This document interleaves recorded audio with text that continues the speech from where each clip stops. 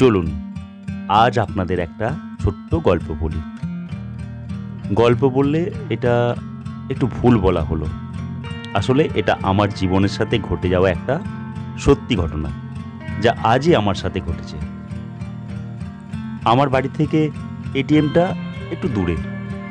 ওই যে আমি আগেই বলেছি, আমি খুব সাধারণ একটা মানুষ, তাই সেম ব্যাংকের এটিএমে আমি যাই সাইকেল চালিয়ে।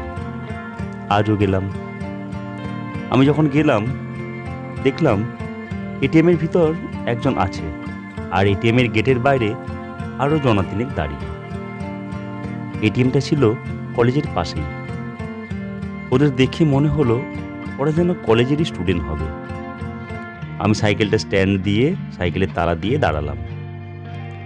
যথারীতি এটিএমের কাউন্টার থেকে ছেলেটি বেরিয়ে এলো। এটিএমের সামনে দাঁড়িয়ে থাকা ছেলেগুলির মধ্যে একজন কৌতূহলী হয়ে জিজ্ঞাসা করলো, কিরে, টাকা উঠল? ছেলেটি উত্তর দিল, না রে ভাই, উঠল না।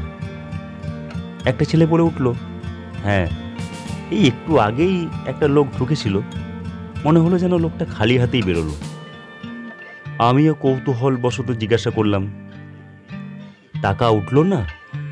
যে ছেলেটি টাকা তুলতে ঢুকেছিল সে উত্তর দিল, না, উঠল না। আমি 10,000 টাকা টাইপ দিয়ে দেখলাম, উঠল না। তারপর ছেলেগুলো কথা বলতে বলতে চলে গেল। ওই কথার মধ্যে একটা কথা শুনতে পেলাম, চল, আমার কাছে যে টাকা আছে ওটা দিয়েই খাইয়ে দেব। আমি একটু নিরাশই হলাম। ভাবছি কি করব। আমি যদি আবার এটিএমের ঘরে ঢুকি তাহলে ছেলেগুলো দেখলে ভাববে যে হয়তো ওদের কথা বিশ্বাস করিনি, হয়তো আমাকে নিয়ে হাসাহাসি করবে। সব ভাবনা ছেড়ে আমি ডিসাইড করলাম একবার ট্রাই করেই দেখি। সেই ভেবে ঢুকে পড়লাম। যথারীতি আমি অ্যাকাউন্ট বসিয়ে টাকা তোলার প্রসেসিং কমপ্লিট করলাম। ওয়েট করলাম। শোঁ শোঁ শব্দ হলো। খট করে আমার টাকা বেরিয়েও এলো। মনে খুশি নিয়ে আমিও এটিএম থেকে বেরিয়ে এলাম। বেরিয়ে আস্তে আস্তে ভাবলাম, ভাগ্যিস ওদের কথাগুলো বিশ্বাস করিনি, নইলে আমাকে আবার সেই সাইকেল চালিয়ে চালিয়ে চালিয়ে কষ্ট করে আর একদিন আসতে হতো। আমার মন ওদের মিথ্যা কথা বলা নিয়ে কারণ খুঁজতে শুরু করলো। ভেবে ভেবে যেটা পেলাম সেটা হলো, ওই ছেলেটি আমাকে মিথ্যা বলতে চায়নি।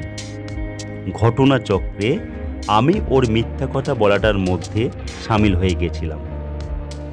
বন্ধু মহলে এমন মিথ্যা কথা একে অপরকে নানা কারণেই বলে থাকে। হতে পারে ছেলেটির কাছে বাকি ছেলেগুলো কোনো কিছু খাবার জন্য আবদার শুরু করছিল বেশি টাকা খরচ করে, আর ছেলেটি হয়তো সরাসরি না করতে পারেনি, তাই ওই মিথ্যার আশ্রয় নিয়েছিল। কিন্তু আমি যদি ওদের কথা বিশ্বাস করে নিজে যাচাই না করে এটিএমে না ঢুকে চলে আসতাম, তাহলে আমি নিজেই বোকা বনে যেতাম, আমাকে অসুবিধে ভোগ করতে হতো। এখান থেকে আমি আপনাদেরকে একটা কথা বলে যেতে চাই, এই রকম অসুবিধে ভোগ করতে না চাইলে আপনারা যে কাজে যাবেন সেই কাজটি নিজে পরখ করে দেখবেন এবং তারপর সেখান থেকে ফিরবেন।